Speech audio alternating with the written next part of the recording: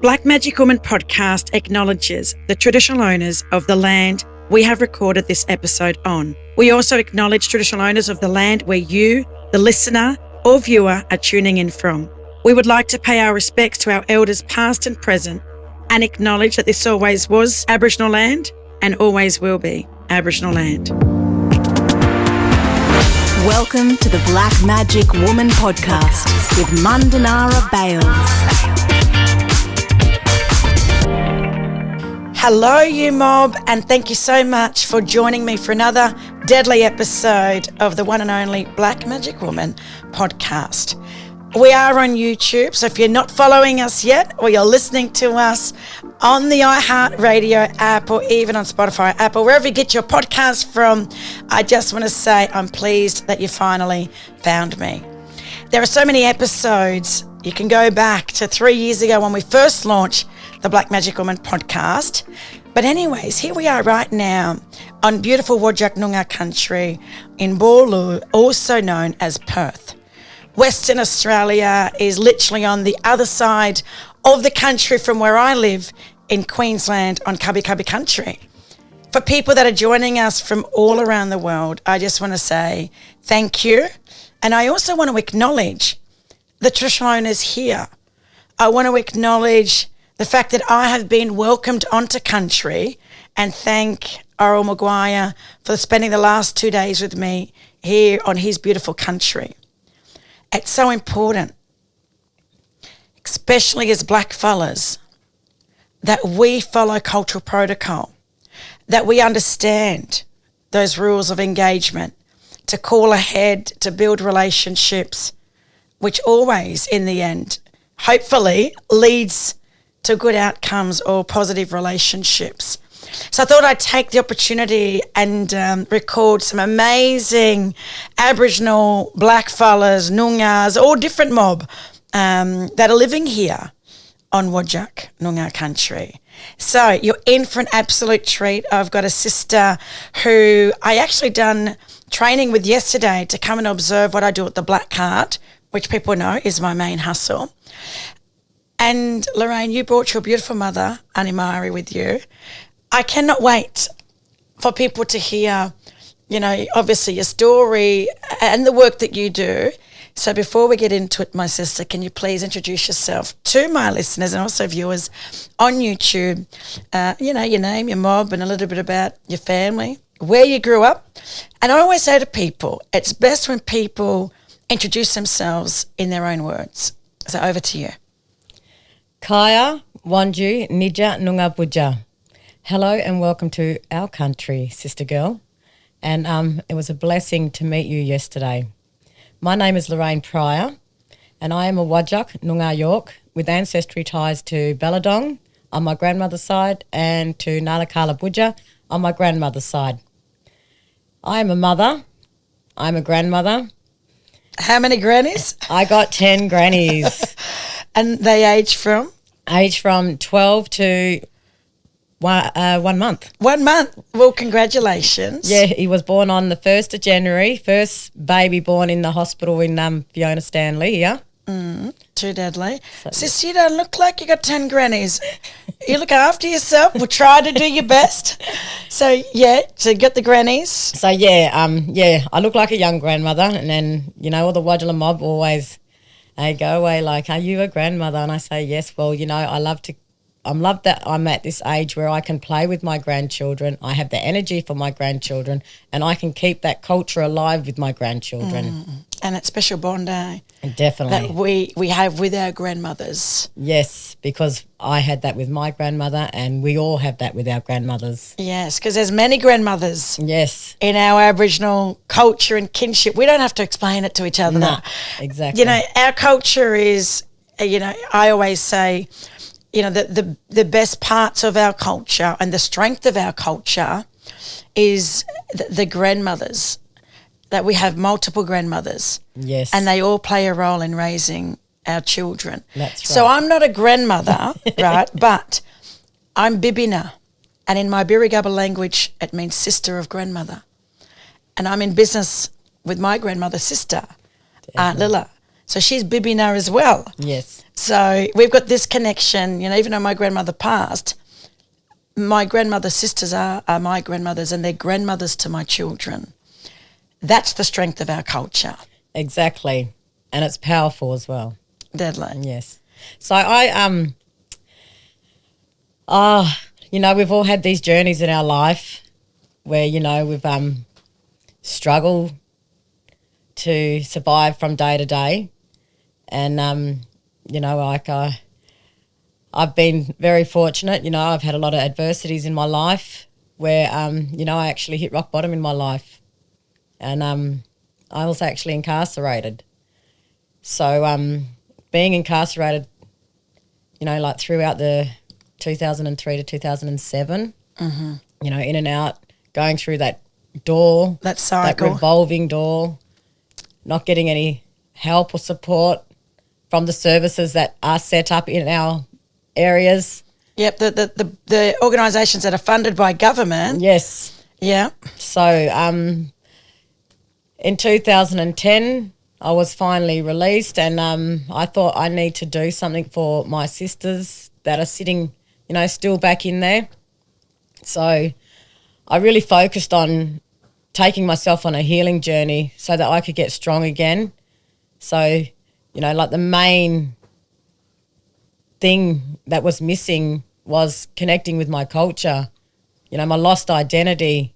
And I didn't know that until I went through this journey of, you know, addiction, domestic violence, all them things. Which is common for a lot of our women. Exactly, you know. It's not, for me, I got 4 sisters in and out of prison. We are the highest statistics of people, especially our women. It's a growing race that we are, you know, the fastest growing population in terms of exactly, prison. The to prison be incarcerated. population, yeah. To be incarcerated.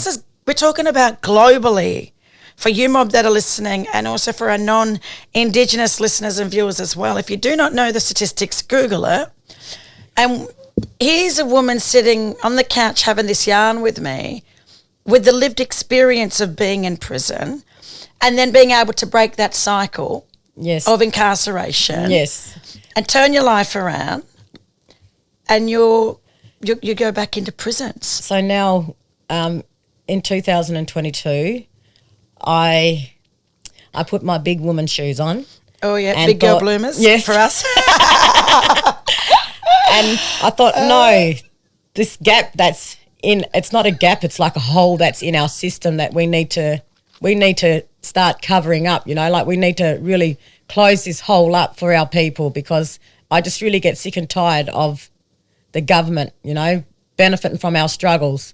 So I thought, as an Aboriginal woman that's been through this journey in life, been through you know, that I did not choose to go through. It was something that, you know, that I reckon I had to go through it, because I've gotten the strength now to turn my life around and create a business called Voice of Hope Aboriginal Corporation. Sis, congratulations, literally. Like, that is a huge achievement in itself, to say, I created a business. You did it. Yep. And, you know, I still pinch myself because it's been nearly, you know, going on 1.5 years now. And it's an Aboriginal woman-led service for our Aboriginal women, because we understand our women and we don't want to have our women having to repeat their stories over and over again like we have to do to other white services when we are released from prison. So, you know, I want to help our women in a holistic manner, you know, because... Well, you know what's missing from your own lived experience. Yep. You know where the government is failing, you know where prisons are failing, and you know where those non-government organisations or service providers that are meant to support us, whether before or in prison or after, you know, being released. So you know all of those gaps, and you know where you need to focus. Are you getting support from government? No. Okay. So how do you operate your business to be able to pay your bills and to be able to support your family and your grannies? So at the moment, it's a struggle. I am a full-time employee with BHP because I had to rebuild my life. Yep. And the thing is, whilst I work with them, I can sort of like self-fund what I'm doing. I love this. This is, in terms of Black success or even self-determination, put the two together, you've taken a job to be able to help set up your business, to fund, your own little, side hustle. Yep. That's hopefully, that's going to be your main hustle. That's your... Exactly. You know what you want to do. Yep. You've done it. And I have to build this platform for myself so that this will be my full-time job for my sisters, because at the moment it's like I'm getting donations. I've had a couple of businesses give a big donation that's helped me,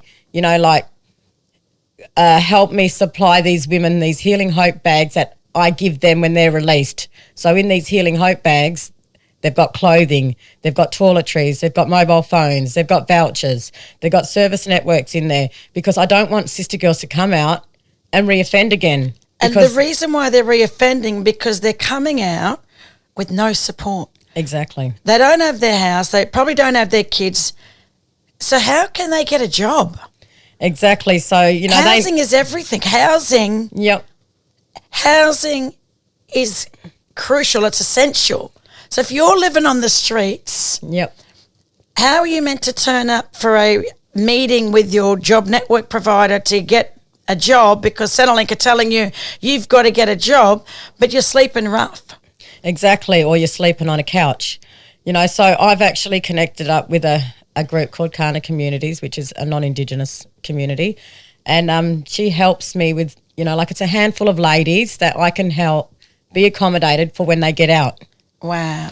So I will mentor them ladies when they get out and support them and guide them with anything that they need. If they need to go to appointments, I'll go and pick them up and take them. I'm also connecting up with employment for the ladies. Also, I've created a cultural program to take into the prison, which is a 10-week prison. And it's 10-week program? Yep. Yep, in the prison. Yep, so it's called Whadjuk, which is Healing Women in Noongar. And it's a 10-week program that addresses a lot of the issues that our women are facing.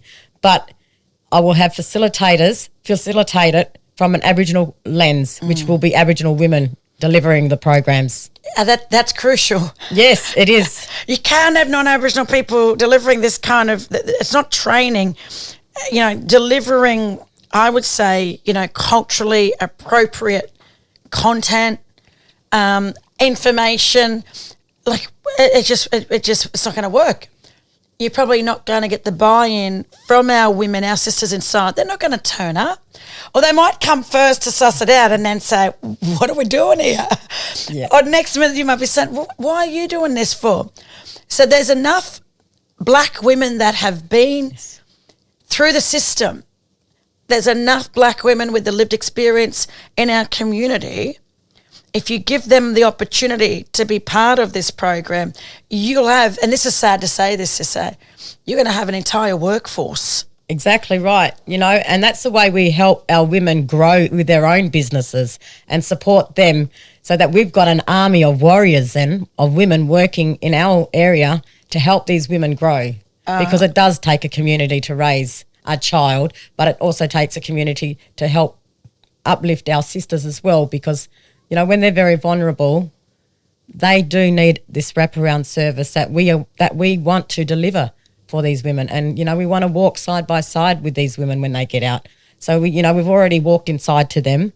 We've gained this rapport with them. We've asked them what... the relationship. Yeah. That's what's important. Exactly. So we're already in there. Like, for me to go back into the prison system and sit on the other side but help my sisters in a way that they need helping. Like, I've got women that's going in there and they've got daughters having babies on the outside. So, if their grandchildren need anything, I'll go and shop for them and go and get them what they need. Or like last year, one of the prisons, I went and took a big mob of Christmas presents to the girls' children because they couldn't buy their children any presents. So I went there with a big lot of donations, and the grandmothers or the partners came and picked them up, and these girls said, if it wasn't for me doing that, their children wouldn't have had Christmas. Yeah. That makes me makes my heart so happy that I can do this sort of stuff on my own 2 feet, I can't believe, for a lot of our grassroots community, black organisations all around the country, we don't get the backing from the government. We don't get the backing from, the non-government organisations that are getting the money to do this important work. So how do we get to a point where you can leave your job, sis?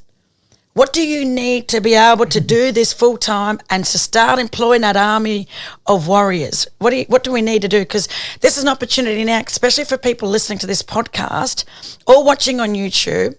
They might be the ones that can actually, support your organisation. Well, my organisation is a non-for-profit organisation. So you donate money, it's a tax-deductible receipt. Yep. You'll get back. So what we need is I need to be full-time employed in this position for the sisters. And I just need, a receptionist and an admin lady. Yeah. You need support. You need a team. Yes, exactly. I Otherwise, do need a team. You're going to run yourself into the ground. Yes. And then what would happen if you wasn't there? Well, these poor girls, our poor sister girls, they won't have the help that they need.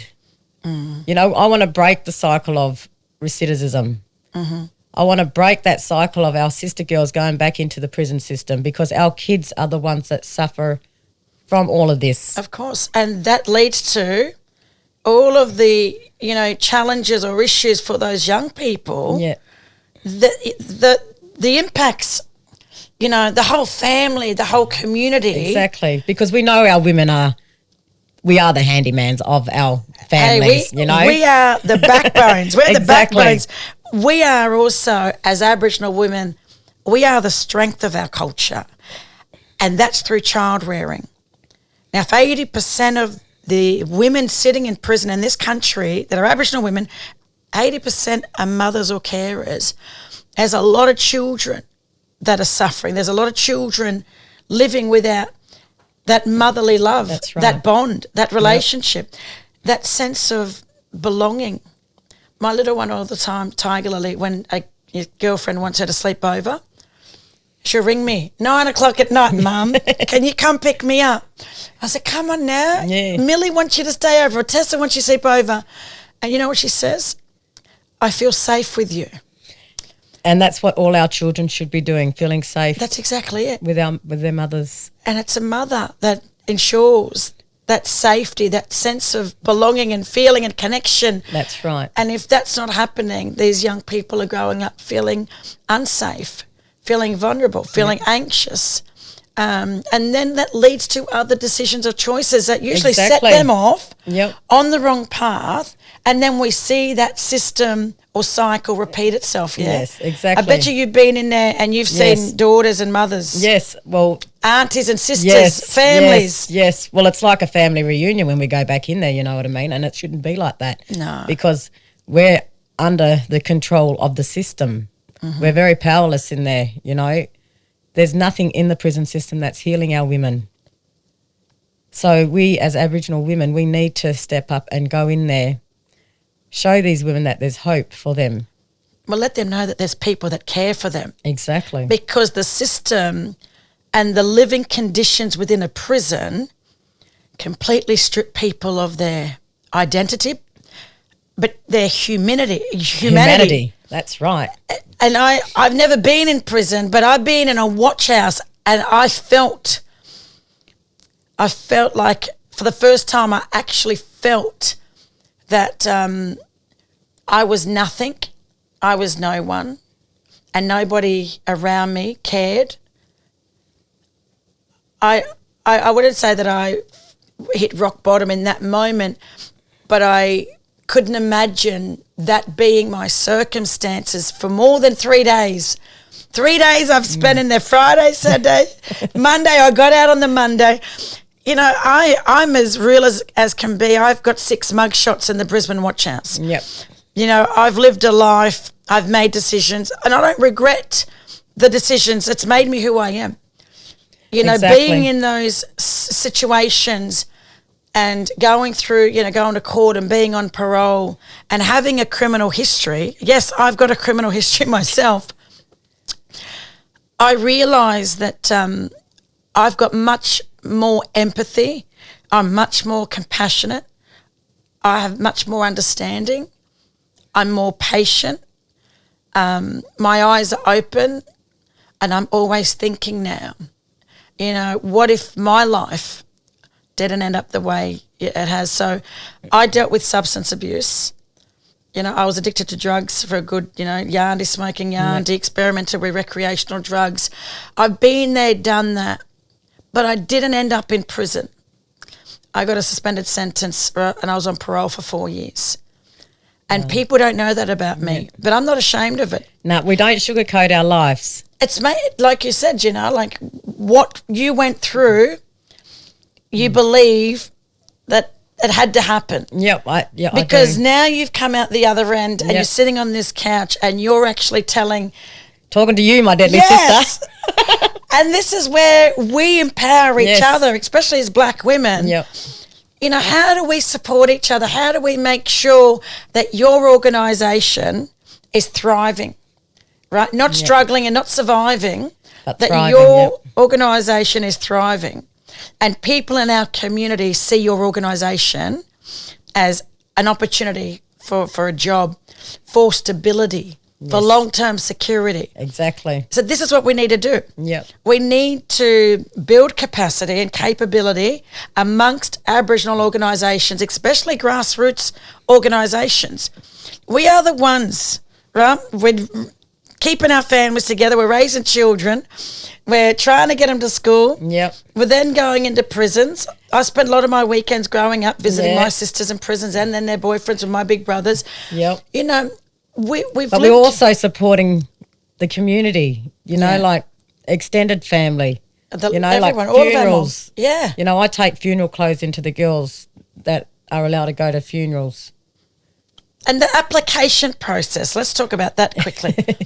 The application process, first to go to a funeral, most people will be denied because of the cost. You need to raise money to pay for the cost of that person being released for the day. So the vehicle, the travel, the officers, that is a cost that the individual and their family needs to come up with before they can get approval. We're talking about people who live in poverty, probably the most vulnerable and marginalised people in this country. Go and look at the data.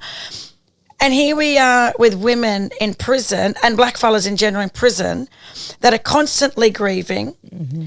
Hopefully they get to go to funerals if they get it approved, but then we need to come up with the money.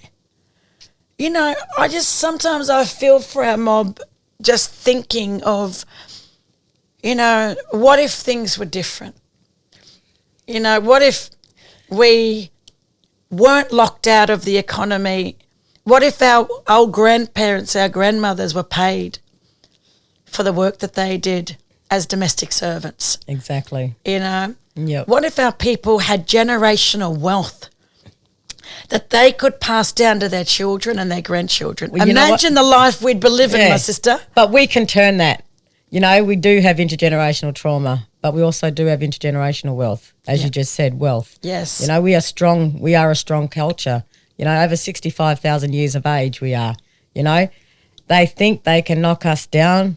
Well, they got another thing coming because we're just going to keep getting up until we make this place understand us. And that's, you know, so important. I'm going to say that we've got to make them understand. But, you know, why can't they see it as their own responsibility that they live in a country that doesn't own their history here in Australia, right? But we can Google it, right? Why aren't people even curious to want to know and learn and celebrate? Be proud of the fact that you live in a country that is home to the world's oldest living culture. Yep. When can we celebrate? Because January 26th, you know, obviously was just recently. And every year we come to this debate, it's like, you know what? We've got people dying. We've got children that are removed at the highest rates, especially here in Western Australia. You know, we've got no time to be arguing and debating about January 26th. We've got more important issues that we need to invest our time in. And sometimes these things take us away from the important issues that we need to focus on in our communities. What do you do to be able to keep your spirit strong? Because there's people that are listening and watching that might be, that would benefit, because I'm one of them as well. Yep. I always love to know what other black women do to look after themselves. I am a water girl. So going to the beach, putting my feet in that sand, that's one of my favourite things, is grounding myself in that water on the beach, just swimming, cleansing myself in that water. That is number one priority that I do. Whenever I get the opportunity to go back to bush, especially with the elders, I love sitting with my elders and just embracing and absorbing all their knowledge, because it makes my heart so happy and my cup so full that my culture is more important than anything in this whole world, and the connection to it. We are such a strong, knowledgeable, sustainable culture. We are the sustainable culture, because we always, we know how to regrow things in this land. Oh, yeah. We probably invented the term sustainability. That's our word. No one else's. Let's just teach us how to actually implement it. Exactly. So our culture, without it, we are lost. So we need to keep, keeping it alive. We need to keep it alive for our next generation, the next generation. And that's where we find our strength. That's where we draw our strength from our culture. Yep. Because without my culture, I wouldn't be walking the way I walk now on this land. As a proud, confident black woman. Exactly. Whether you being incarcerated or not, nothing's going to hold this sister down. Exactly. And I got all my sisters there on the side of me. Yes. My ancestors are all around me, and it's amazing. The spiritual connection that us black mob have with this earth, it's unexplainable. Well, how many thousands, right, of our old people are now our ancestors. Exactly. So we're right. I know, we're always going to be right. We're always going to be right. If you could leave us, it doesn't have to be, words of wisdom, but a message for our sisters that are listening to this podcast, what would you say to them while they're sitting in there, and even at times when they're feeling that they can't get out of bed, or they don't see the light at the end of the tunnel? They can't see it because of where they're at with their mental health or whatever's going on in their life. What would you say to some of our sisters that are sitting in prison? Because I'm sure that they will have access to listening to podcasts. Well, my sisters, you just really made my heart really heavy then when you said all that. I was like starting to choke me up and bring tears to my eyes. Our sister girls, we are strong. Our ancestors created pathways for us. We must continue creating them pathways, because we need to for our children. We have obligations in this world as cultural women to, stay strong, stay deadly, and reach out, because there's always a sister that's going through exactly what you've gone through, been through, that's going to help you. If you ever want to reach out to me, Voice of Hope, I would never, ever judge anybody. I'm there to help, guide and support you on this journey, because we need to help each other. You're not alone in this world. We will do a 360 spin on this.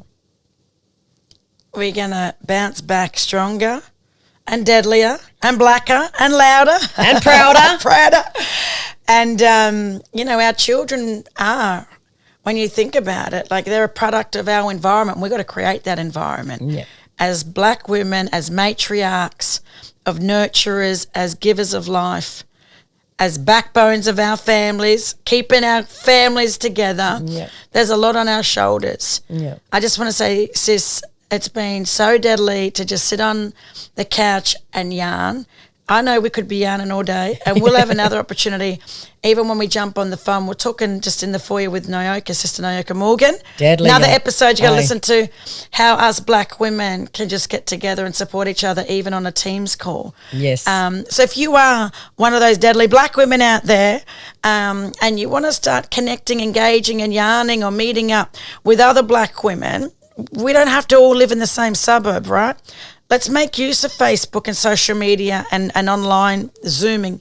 Let's make use of it. Let's use technology to our advantage and not think about the time or distance between us. Let's have that platform go all around Australia with our black sister girls. All right. Well, you heard it here on the Black Magic Woman podcast. Again, my sister, I love the work that you're doing. Big shout out to your beautiful mum, Annie Mari. Thank you so much for coming and supporting me. Definitely. No, Thank you for welcoming me. You filled my mother's cup up yesterday, and she was like so blessed yesterday for meeting you. Thank you for giving us that opportunity. I can't wait to work with you and see how I could support you fellas with the work that you're doing, with all of the networks and clients and people that I engage with. This yarn had to happen, and we've got to get voice of hope out there to the broader community. So I hope you've enjoyed this yarn, and I know for some mob it may have been a little bit triggering. There's a lot of emotions because it's just too close to home. So thank you very much for joining me for another episode of the Black Magic Woman podcast. Until next time, bye for now. If you'd like any more info on today's guest, please visit our show notes in the episode description. A big shout out to all you Deadly Mob and allies who continue to listen, watch and support our podcast. Your feedback means the world. You can rate and review the podcast on Apple and Spotify, or even head to our socials and YouTube channel and drop us a line. We'd love to hear from you. The Black Magic Woman podcast is produced by Clint Curtis.